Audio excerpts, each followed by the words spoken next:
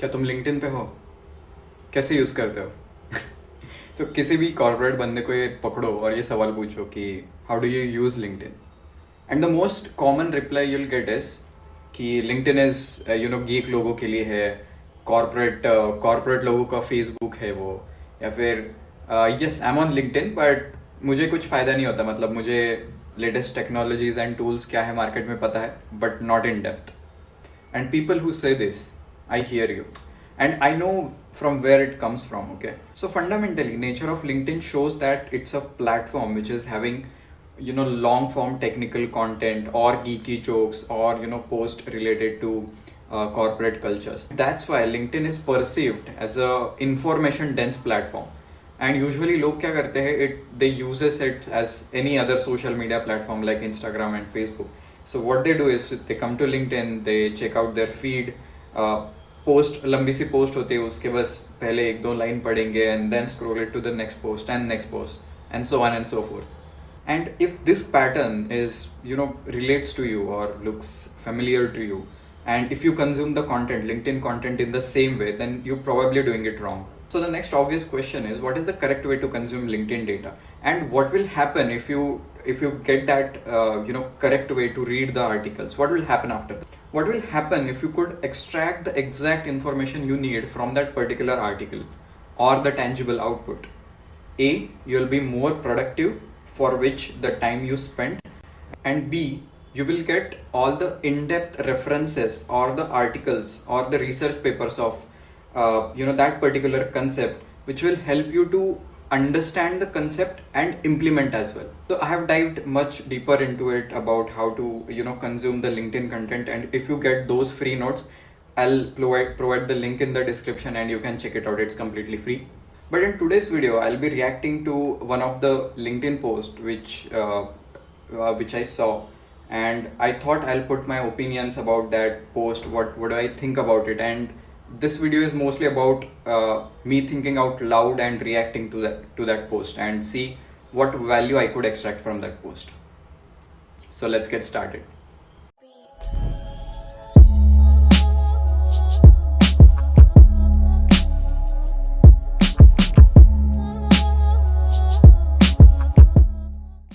Yeah, so today's post is from Pooja Jain, and she's the LinkedIn content creator. She's a senior analyst at Ryzen, and I've been following her since a few months now, and she's my one of the favorite content creator on LinkedIn. So recently, she has posted about the top 50 Python commands, which you should know. It's essential Python command.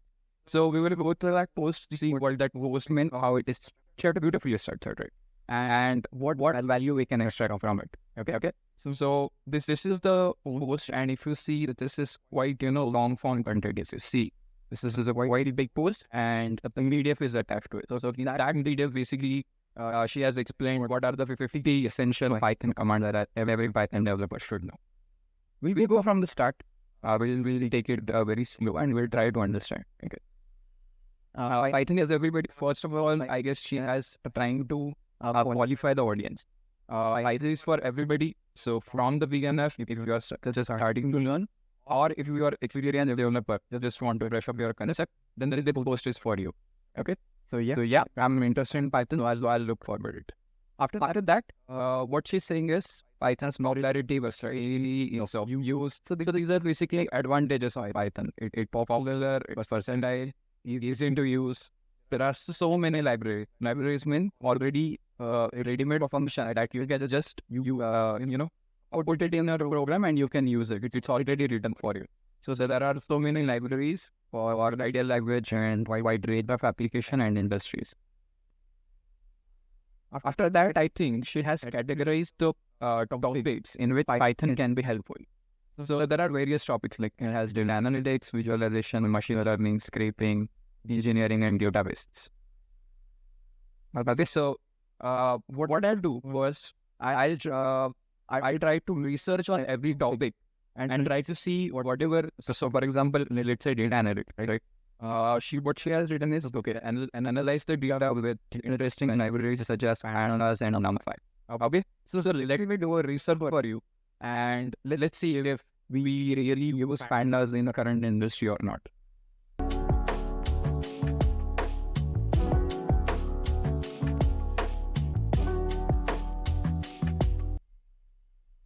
Yeah, I'm back up in my research, and I think yes, mostly in industries, pandas and NumPy are widely used for data analytics. And along with that, what I found was there are two animal libraries called Polaris and DAS. Okay, so these two libraries also currently are booming for larger amount of data. So pandas and NumPy is good for, let's say, till million of data or so. But if you want few million in a single node processing, then this current Polars and DAS frameworks are also rapidly growing in the market.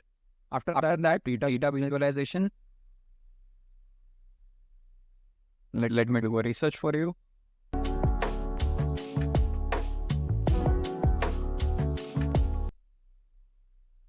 Okay.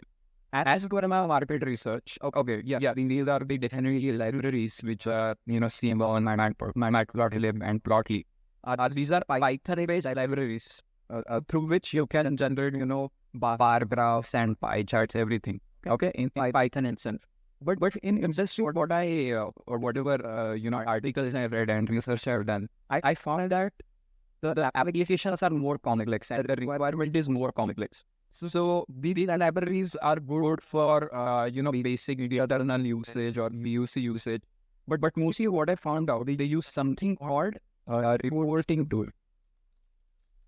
Okay, for data visualization. And the most famous tools, whatever I got to know, was Tableau and Power BI. So I think that's the addition. I could add here web scraping and data engineering and databases. So I'll just research about it and I'll let you know.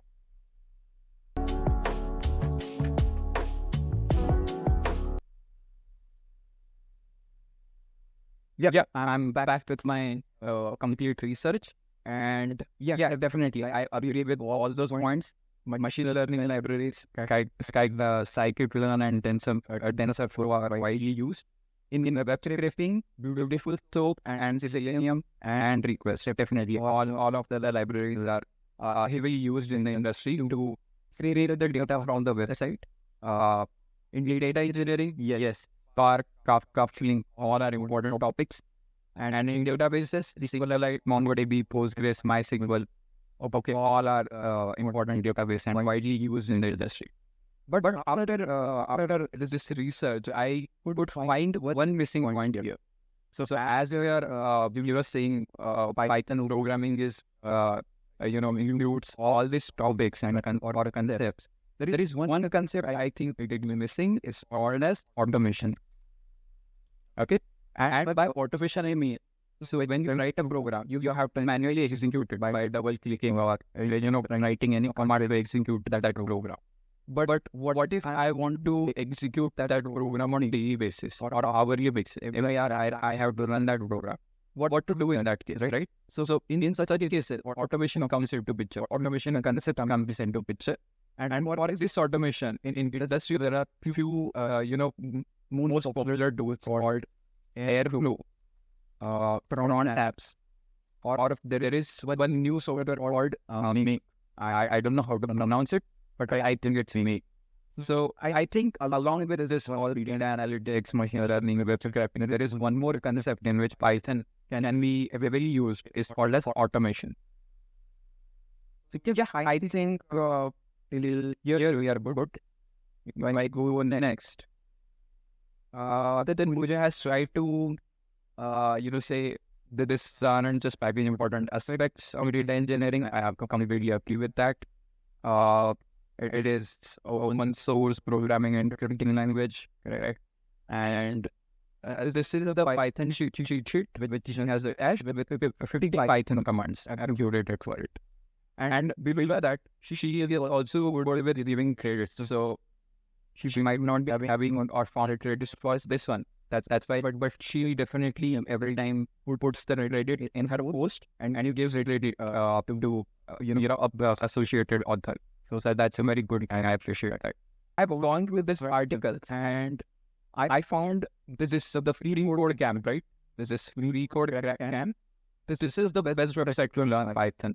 If you are you will start as fresher or intermediate level. The free code camp is, I think it's a video, video series on YouTube, and it covers all the concepts from the beginners to intermediate level. Now there is one here, which is having 50 essential command. If I show you an actual post, you see this is the actual post, and if I open this, it can consist of all the 50 commands in a very beautifully formatted way. So it's got a color combination, and the concepts are as the headings, and there's a lot of detailed description. So what I do, instead of going through all the 50 commands, I will check this, and I will come up with top 30 commands which you should know in my Python. I researched and I found out 3 commands out of those 50 commands which I find most relevant in at least data engineering domain and in general any Python developer role. So first is importing modules. So as I mentioned, Python is popular because there are so many developers contributing to it, and they are writing ready-made functions which you can directly import in your program and directly use it. Okay. So we just have to learn how to import the modules in your program. So that's the first concept. Second is virtual environment. So virtual environment is basically if you have one PC and let's say you have downloaded version 1 of a particular software, okay, and you develop application, everything is fine. Now you are developing the second application, and it has some different requirements. For example, it requires application version 2. But application version 1 is already installed. Then how do you overwrite it? If you overwrite it, then version 1 will be gone. Then how do you maintain these two versions at the same time in single PC? So that we can do via virtual environments. So that is the second command which I found useful. And third is the Lambda function, a set of commands which is arranged in a particular order to get to perform a action, a specific action or specific purpose, right? And a function generally, there are 2 parts of function: a function heading and a function body. In function heading, basically we define what type of function it is and what is the name of the function. So we can, if we get to know the name of the function, we can simply call that name and use that function, right? But the Lambda function is something, a one-liner function which doesn't have a name. Okay, we can simply write up the function or integrate the function then and inherit it. So it is kind of a nameless function. It is called as Lambda function. Or perform one simple operation on millions of records. So I think out of these 50 essential Python commands, these are my personal Python commands which you should be looking at. And if you want notes, and I'll again add it to the description, or I'll add some related videos in the description. Feel free to check it out. So yeah, and that's it for this video. I hope you like this video, and if you learn a little bit good stuff of today, consider liking the video and share it with your friends. And as promised in the start of the video, there is one interesting fact related to Python. So we have seen that for data analytics, Python provides the libraries like pandas, NumPy, and for data visualization, it considers the library, has the libraries like macro.lib. So there is one scientist called Katie Bowman who is involved in research of how to get the image of black hole for the first time. And when we check what the technology she has used, they've been mentioned that they have used Python to create that black hole image for the first time. So they have gathered huge amount of data and processed via NumPy and pandas. And then whatever data points they got, they have visualized it via matplotlib in Python. So Python is that powerful. If you can get fundamentals about how to use it, you can truly implement or do miracles with the programming language. So that's one of the fascinating fact about Python. And see you in the next video. And thank you.